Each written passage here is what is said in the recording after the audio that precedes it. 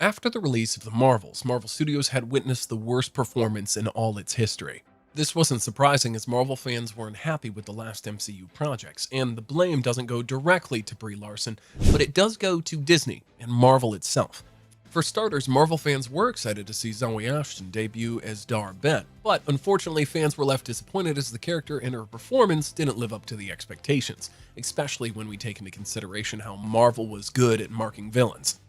The character of Dar-Ben is just considered to be forgettable compared to past antagonists because she had nothing in the arc that made her stand out on her own against Captain Marvel, Miss Marvel, and Monica Rambeau. Viewers didn't see any deep reasons for Dar-Ben to bring the Kree planet back to its former glory. If the writers just gave Dar-Ben a deeper origin story with much more insights, viewers could have related to her more, and it could have made this movie much better.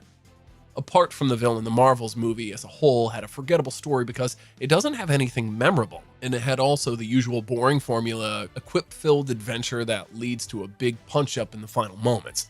The issue with the Marvels isn't only story-wise, where there was problems. Also, the post-production of the movie, as it seems that Marvel didn't take its time into making a CGI in the movie because with the Marvels, it isn't only the story-wise that there were problems. Also in post-production of the movie, as it seems that Marvel didn't take its time into making the CGI in the movie because the CGI in most of the movie looked bad, and especially with the scenes that featured Carol Danvers flying through the air and anything with a digital backdrop, like all of the intergalactic locales being utilized. Some critics pointed out that Marvel simply put a glowing outline around Captain Marvel to help offset some of those issues in the flying scenes, and some critics have also complained about the power effects for Kamala Khan and Monica Rambeau as well. This was amplified by the fact that the story felt somewhat rushed with a short runtime of only an hour and 45 minutes, all with the heavy CGI scenes taking up much of that runtime and impacting viewers negatively in the grand scheme of the movie. Seeing as this is far from the only project that incited fans' complaints about the CGI work, it only emphasized the work Marvel Studios needs to do to get back the quality that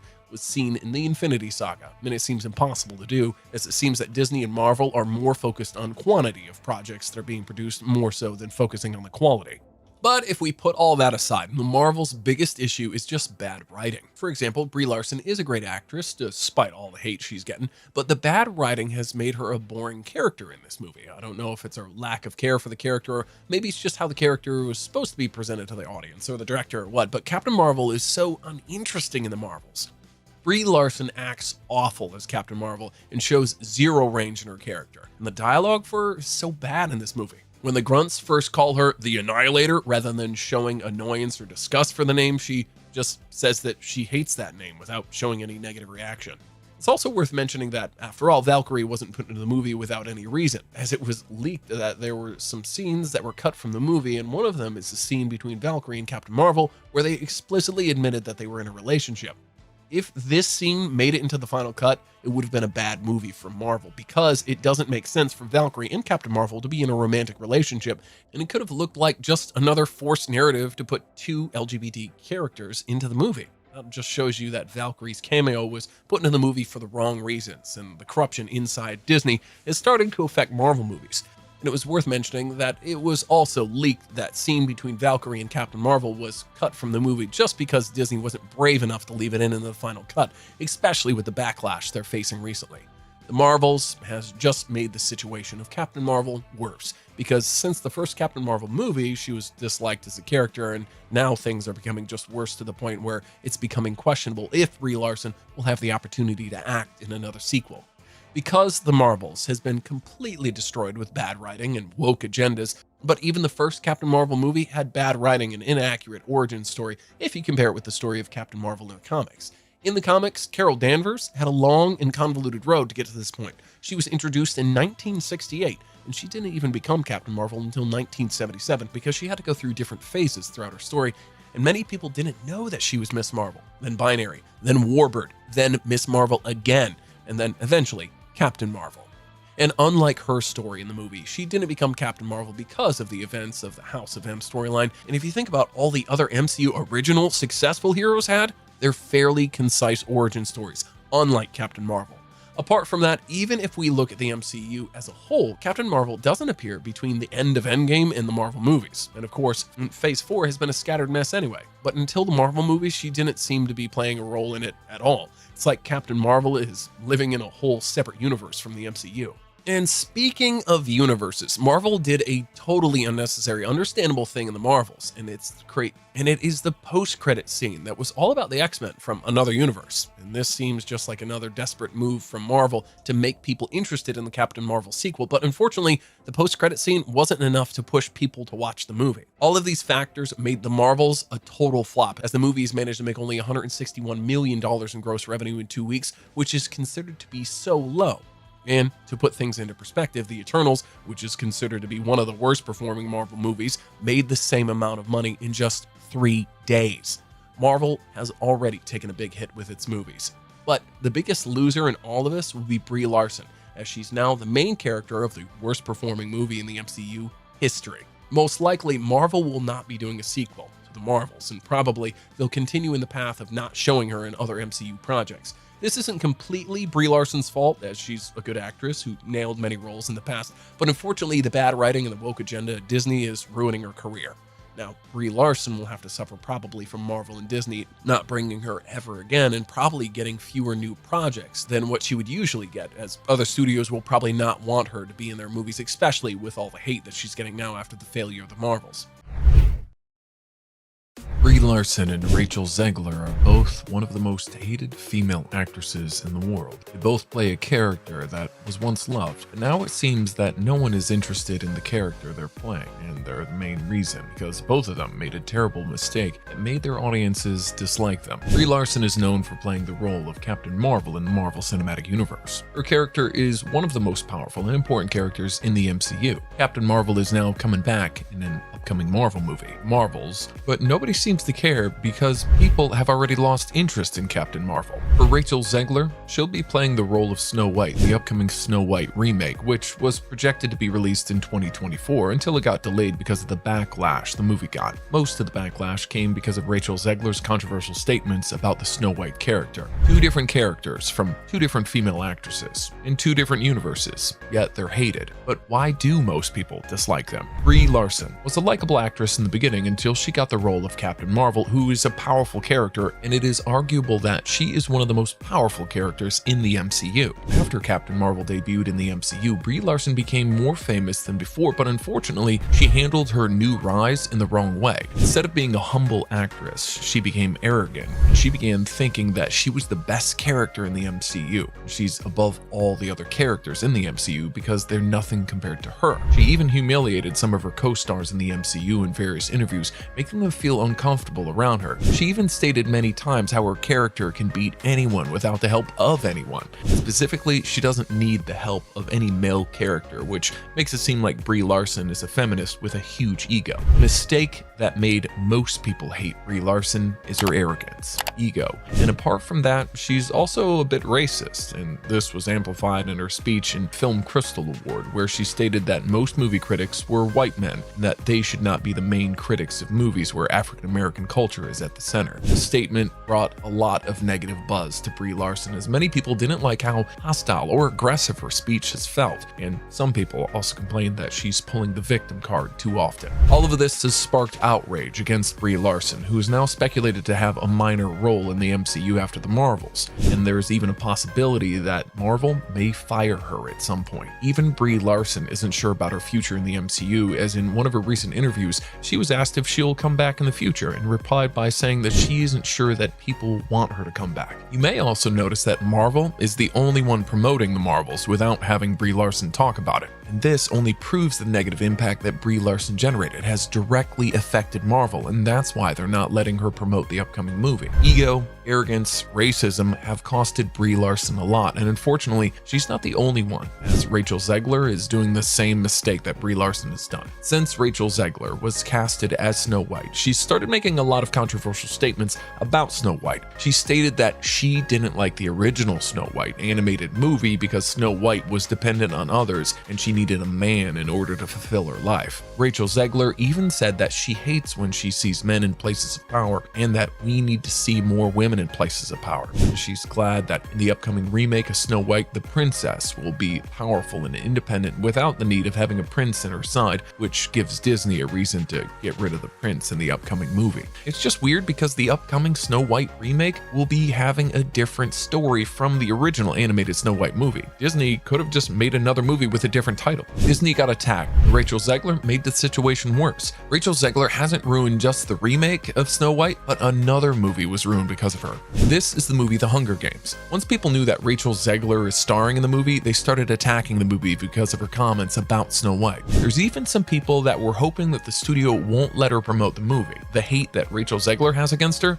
didn't make studios like Disney comfortable with her in the movies, as Disney continued filming Paddington 3 without Rachel Zegler, because seemingly Disney doesn't want that negative and backlash surrounding Rachel Zegler to follow their new movie. Brie Larson and Rachel Zegler are really two actresses that show you how negative comments, racism, sexism, and arrogance can generate hate for you and make the audience hate a whole project just because of a single actor. Acting skills just don't matter when you don't know how to earn the hearts of people. For example, look at Margot Robbie. She played the role of Barbie, and her movie grossed more than $1 billion. The Barbie movie was so successful because the main actress led the promotional campaign for the movie with positive comments without making any provocative statement. Margot Robbie never said a single negative word about the movie, or about her co-stars, or even about her audience. Brie Larson and Rachel Zegler should really learn from their mistakes and try to correct them, because if they don't change, they'll get prohibited from many opportunities in the future because people will dislike them more, and they'll have a disinterest in any movie or show where they're the main character, especially Rachel Zegler, who will still have a long career ahead of her and will probably destroy it if she doesn't change herself. Olivia Rodrigo is a young female musician who has grown up loving Taylor Swift music, and her love didn't go unnoticed as Taylor gifted Olivia a special ring as a sign of loving her back. But sadly, the relationship between the two didn't go as expected, as their love couldn't grow to be bright. When Olivia Rodrigo released her song Deja Vu, Taylor Swift, Jack Antonoff, and St. Vincent were all given co-writing credits on the song because Olivia Rodrigo was influenced too much by Taylor Swift's song Cruel Summer.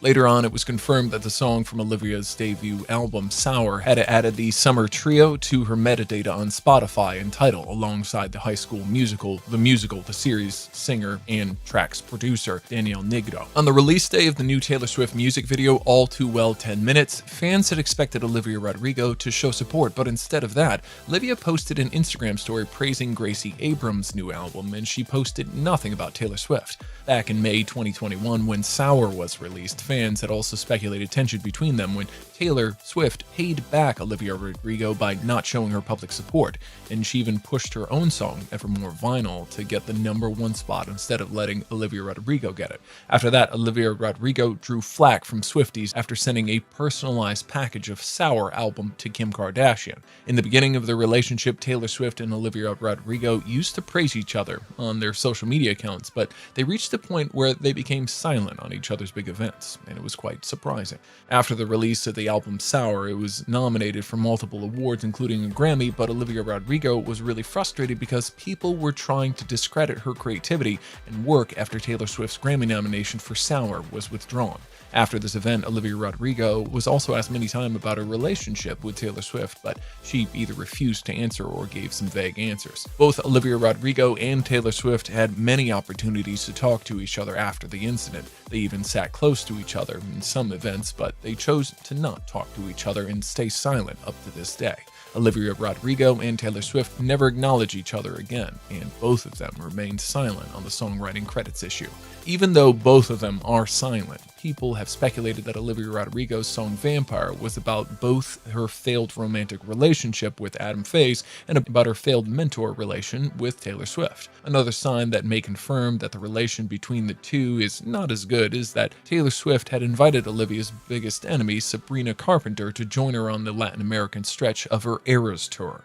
And if you're not aware of the ongoing rivalry between Sabrina Carpenter and Olivia Rodrigo, the tension between the two rose to an all-time high when Sabrina Carpenter Carpenter reportedly started dating Olivia's ex, Joshua Bassett. The betrayal was so significant to Olivia that she dedicated a part of her hit song Driver's License to be about Sabrina Carpenter.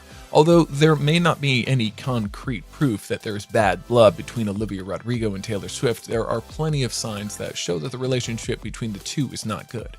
And it's worth mentioning that Olivia Rodrigo had previously reported that she's hurt that Taylor Swift hadn't taken her under her wing the way she had done with other up-and-coming artists. And she was hurt when Taylor distanced herself from Olivia Rodrigo while promoting her biggest adversary. Charli D'Amelio was once the most followed person on TikTok, and since she became one of the most famous people on earth, she and her family tried every possible mediocre job. Sadly, Charli D'Amelio and her family got into fame without a clear reason, and they unfortunately destroyed their family just for the sole purpose of entertaining their audience, who doesn't seem to care about the whole Charli D'Amelio family. The Charli D'Amelio family was already rich before they became a famous family, and Charli D'Amelio and her sister, Dixie, attended the King School in Stamford, Connecticut, which cost $52,000 per year to attend high school. Charli D'Amelio describes her life pre-TikTok fame as a normal life, where she used to go to school, go to dance, do her homework, and go to bed.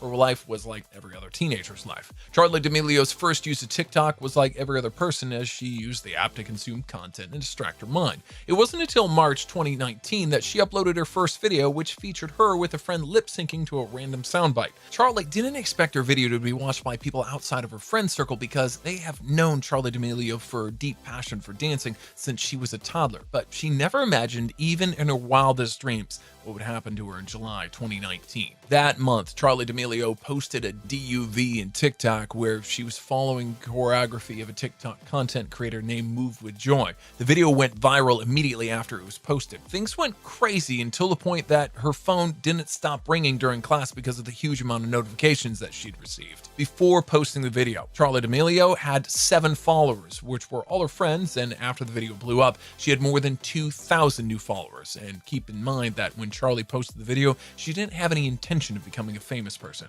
However, this wasn't the case anymore after she tasted her first taste of virality, as she prioritized TikTok and she started posting daily on her account, and this allowed her to gain hundreds of thousands of followers on her TikTok. Charli D'Amelio's dancing skills didn't have anything to do with her quick rise to fame, as she wasn't a very skilled dancer, and Charli herself is still surprised by her rise to fame, and she still can't understand why she became so famous. Even with her lack of understanding of the reason behind her fame, I can say that one of the main reasons that made Charli D'Amelio famous is that she was so appealing to TikTok's largest audience, which is people less than 18 years old. At the time when Charli D'Amelio was posting content, becoming a social media star was a realistic career path, and Charli had that in the back of her mind, otherwise she wouldn't keep posting. In October 2019, Charli D'Amelio posted a TikTok video where she performed a dance called the Renegade, which was a popular trend at the time. The simplicity of the dance made every teenager on the internet want to give it a try. Even though Charli was popular, she has exploded her following on TikTok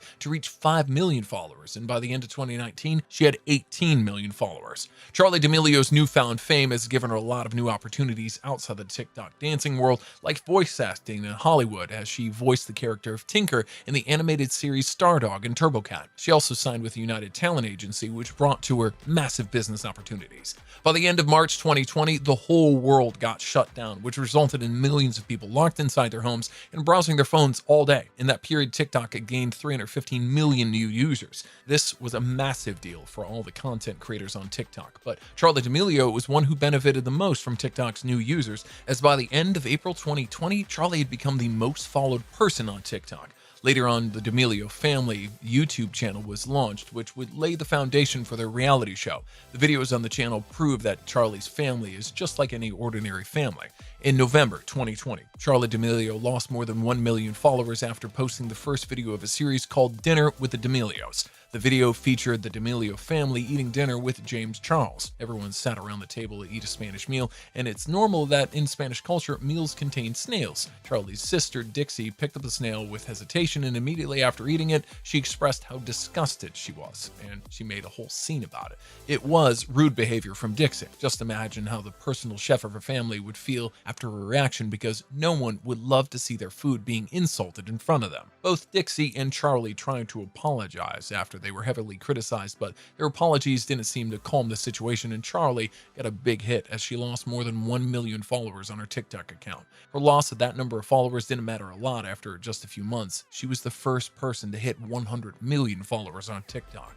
After hitting that milestone, Charli D'Amelio was accused of buying followers because people couldn't find a reason that made such a high number of people follow her after all the disrespectful things she had said to her personal chef. Those kinds of accusations raised the real problem that Charli was dealing with, and it was hate. Usually people acquire fame for possessing a unique skill or talent, which makes people pay attention to that skill. It takes years or even decades to build a skill or talent that people would respect. In contrast, Charli D'Amelio and her family were given fame and followers without having a unique talent, and this makes people hate them because they feel like they don't deserve their fame. Of course, there are people like Charli D'Amelio who have no unique skill or talent and become famous, and they aren't hated as much as Charli D'Amelio. And this is because she effortlessly used her fame to try many career paths while she was committed to none of them. She even started a reality show with her family on Hulu, September 2021, and the show was a huge success as it became one of the most watched series on Hulu+. The secret behind the success of the story was that it successfully displayed the D'Amelio family as any normal family, which made a lot of people relate to them.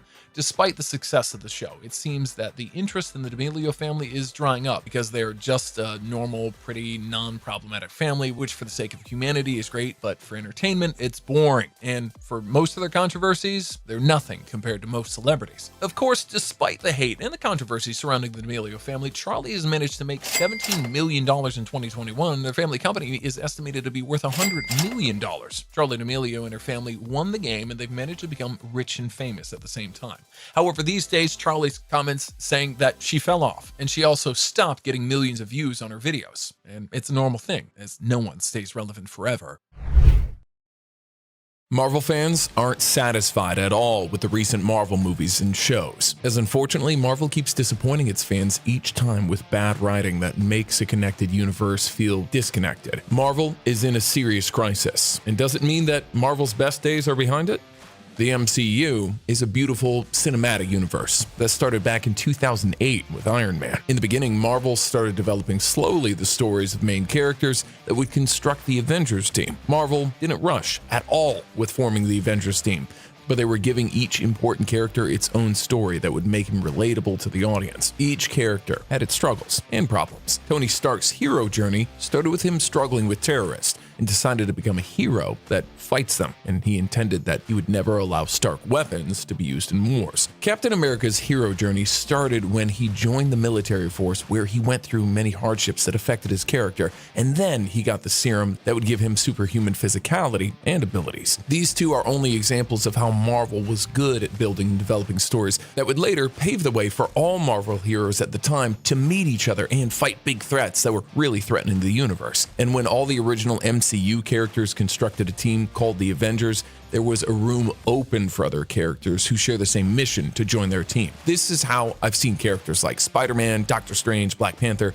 and other characters become Avengers themselves. Despite the different stories, every story made sense in the big picture because all the characters cross paths with each other. And when big threats like Thanos showed up, it made sense for all of them to fight together and try to defeat him. Doctor Strange wanted to protect his reality. Iron Man wanted to protect the Earth. And Black Panther wanted to protect his world. Despite the different goals that they all had, in the end, they wanted to defeat just one person, and it was Thanos. In the end, they all managed to defeat Thanos, which, spoiler alert, made the main characters have complete arcs. Yes, the MCU has lost some characters like Iron Man and Black Widow, but it was for a good reason, and it didn't feel forced at all. With the death of Thanos, all our heroes went back to their lives facing their problems. Doctor Strange started fighting with the Scarlet Witch. Spider-Man started dealing with the aftermath of his identity being exposed. Thor started fighting with Gore, and the universe that once felt connected became fully disconnected. The first saga in the MCU was called the Infinity Saga, and all Marvel heroes at the time were facing some threats because of the Infinity Stones. And Thanos was a huge threat just because he wanted to collect all the Infinity Stones to erase half the population of the universe.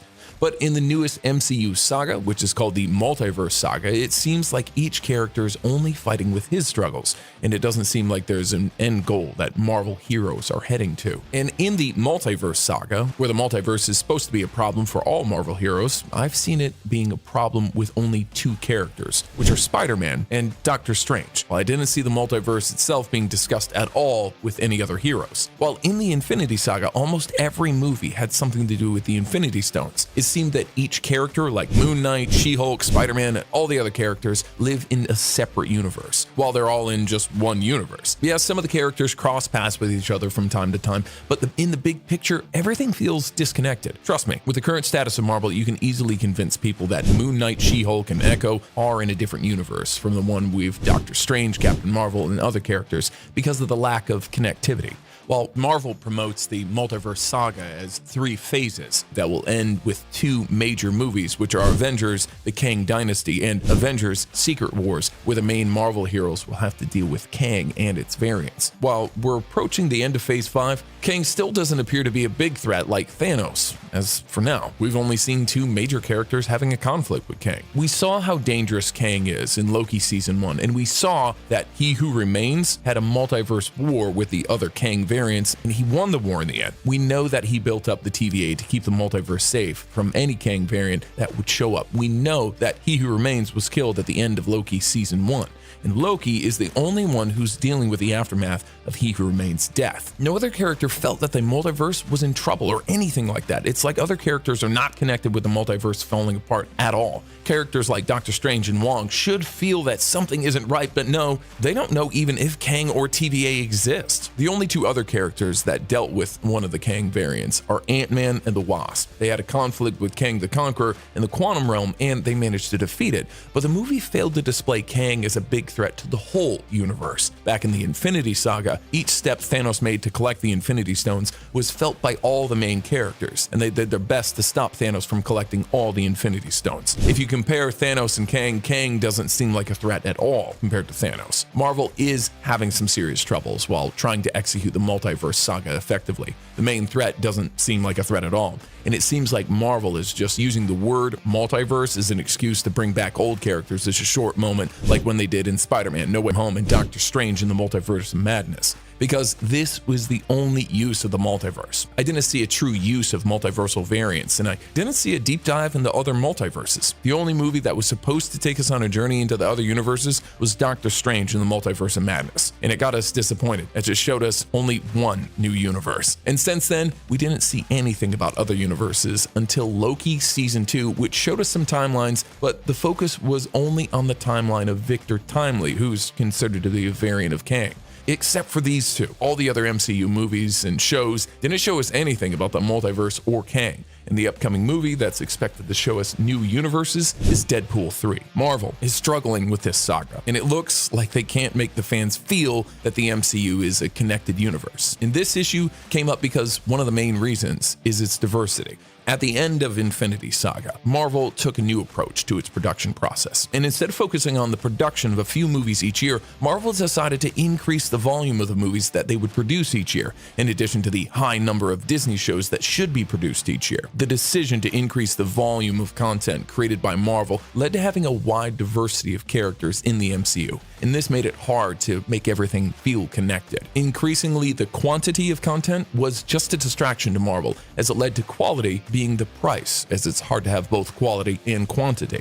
The Infinity Saga was so special because Marvel had only a few movies each year that they should focus on. The drop in the quality was also caused by bad writing, because in the Multiverse Saga, the only thing that seemed like it was planned was bringing back old characters from the old Sony and Fox movies. Yes, cameos are good, but they could have been so much better if Marvel focused instead on recasting them as new characters and slowly developing their stories into the MCU. Sometimes it feels like Marvel was putting on some cameos and expecting that it was the factor that will make it a good movie, and the best example of that is Doctor Strange in the Multiverse of Madness. There were some good cameos, but the overall writing of the movie wasn't as good as expected. Cameos will not make a movie look good if it has bad writing, and since I mentioned the bad writing, Marvel's biggest issue currently is bad writing. If they just took the time to write a good story for each movie, they could have made the majority of the post-game movies much better. After Endgame, Marvel didn't seem to have a clear plan of what they should do next. The only thing that they had planned was to make Kang the next major threat in the MCU.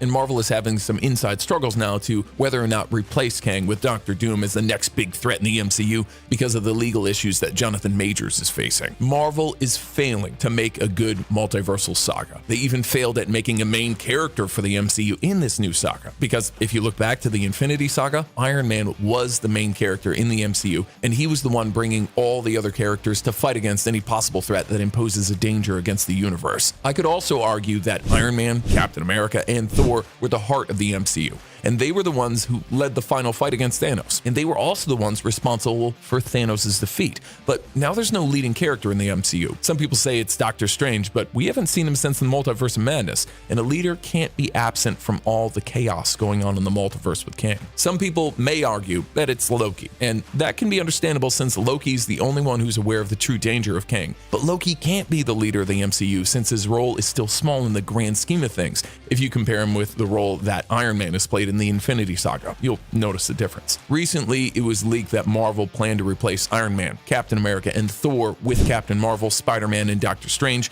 and unfortunately, they changed their plans because Captain Marvel isn't a beloved character by fans. Spider-Man belongs to Sony, and they can take it back at any moment. And for Doctor Strange, it seems like bad writing has got him out of the way, as his last movie wasn't well received by Marvel fans. All the issues that Marvel is having with the Multiverse Saga got the fans dissatisfied with the recent content that they have, which pushed Marvel to think about something new they can do to save the rest of the Multiverse Saga. They decided to lower the amount of content they produce each year and focus more on quality instead of quantity.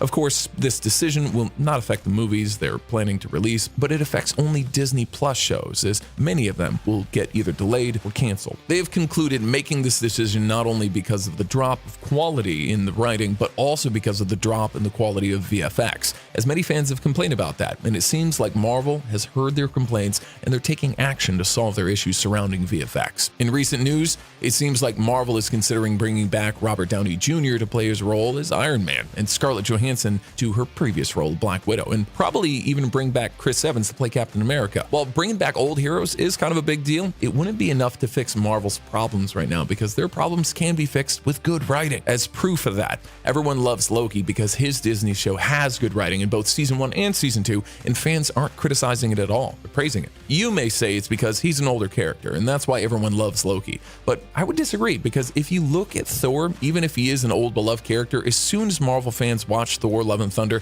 they started backlashing the movie because it had bad writing. Overall, these two solutions will not fix the Multiverse Saga completely, but they will at least save part of it. Despite all the bad movies and shows we got in Phase 4 and Phase 5, Loki was a good Disney show, and the upcoming Echo series looks also promising. Spider-Man No Way Home was a good movie. This proves the point that all of Marvel's problems can be solved with just good writing. Endgame was a good name for a movie because it seemed that Marvel's plans ended with it, and it seems like they weren't planning anything beyond Endgame. If they just took a break to plan everything that would come after the Infinity Saga, they could have produced a better written Phase. A well-written Phase should have a leading character, a connection between all the current Marvel heroes, or at least the majority of the current Marvel heroes, a well-written story, and a well-written villain too. Those are the characteristics that should be present in the Multiverse Saga for it to be successful. If Marvel doesn't develop those characters into the Multiverse Saga, it will fail, even if they bring back in the old MCU characters, or even if they bring in the X-Men into the MCU.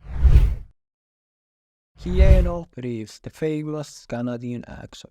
Despite being one of the best actors in Hollywood, he genuinely hates the industry, and he has expressed it on many occasions that he isn't a fan of the superficial and glamour side of Hollywood. Keanu Reeves is known for being a super nice and humble person, and for being down to earth, unlike most famous actors that are the complete opposite. However, behind Keanu Reeves' human decency lies a dissatisfaction towards the unseen side of Hollywood. Jay's dissatisfaction doesn't come from just disliking certain dark practices in the industry, but he is genuinely annoyed by the manipulative and shallow nature of the industry, because as per his claims, the industry is all about power, fame, and money at the cost of good ethics. Keanu Reeves has the complete right of disliking the work ethics in Hollywood, because if you do some simple searches, you will find that various directors, producers, and actors are facing allegations of sexual assault and misconduct. In the point of view of Keanu Reeves, the problem of preying on young women is not the only issue, as the presence of lurking files within the industry is more disturbing. It's worth mentioning that Keanu Reeves is probably the only famous actor who doesn't touch women when they take photos with him, just to avoid any headaches that may come later. And it also shows that he isn't interested in taking advantage of any woman that approaches him. And you probably have heard of all the actors who do all the charity work and keep bragging about it, and no one really knows the reasons behind all the charity work they do. Unlike most of them or all of them, Keanu Reeves has a charity that gives donations to children's hospitals and cancer research, and despite that, he remains humble as he chooses to not put his name on the foundation, as he doesn't want it to affect his career and to stay away from any possibility that could be used against him to exploit his philanthropic efforts. Keanu Reeves' own opinions about the industry and the way he is handling his career might just come from the fact that he doesn't care too much about money, as in many opportunities he sacrificed a portion from his salary to keep some of the crew members, like he did in Matrix Reloaded and in The Matrix Revolution, and he even in some occasions gave Rolex watches and motorcycles to some of the crew members that worked with him. By giving away valuable things, Keanu Reeves expressed his anger and frustration toward the industry that prioritizes greed and selfishness. Keanu Reeves remained grounded despite all the money and the fame he has. He refused to be like the majority of actors who easily embrace the Hollywood lifestyle. Somehow, Keanu Reeves is a rebel that refused to play by the rules of Hollywood, and he has a profound hatred for the industry because he recently claimed that the industry has become a place for some serious dark stuff, and the disturbing thing for him is that there is a culture of silence that keeps things as they are. Luckily, Keanu Reeves is one of the few good people in Hollywood, and it's good to see that he didn't lose the touch of reality once he became famous and wealthy, and hopefully he keeps shedding light on all the problem in the industry. Captain Marvel is coming back in the Marvels, and it seems like a promising movie, but sadly the main character of the movie is Carol Danvers, who's hated by the majority of the MCU fans and the fans of superhero movies in general. But why do most people hate Captain Marvel? One of the reasons Captain Marvel is hated is because she's not relatable. She doesn't have a clear reason on why she's defending and protecting humans specifically, and the universe in general. For example, Superman is defending humans because he grew up among them and he saw how fragile they are. So Superman has a relatable reason that makes it understandable why he's protecting Earth, whereas Carol Danvers doesn't have any reason or motive to protect Earth or the universe. Captain Marvel is a prideful character, and her pride is not justified, as it seems that she's prideful for no reasons, and her unjustified pride is another reason why most people hate Carol Danvers. Another reason why Captain Marvel has so much hate is because her superpowers were merely a copy of Superman's powers. There is almost no difference between them, except that Superman is a male superhero while Carol Danvers is a female character. The original story of a character also plays a huge role on whether people are going to like the character or not, and Marvel has certainly not invested too much time in developing a good original story, as Marvel fans didn't like the original story of Captain Marvel,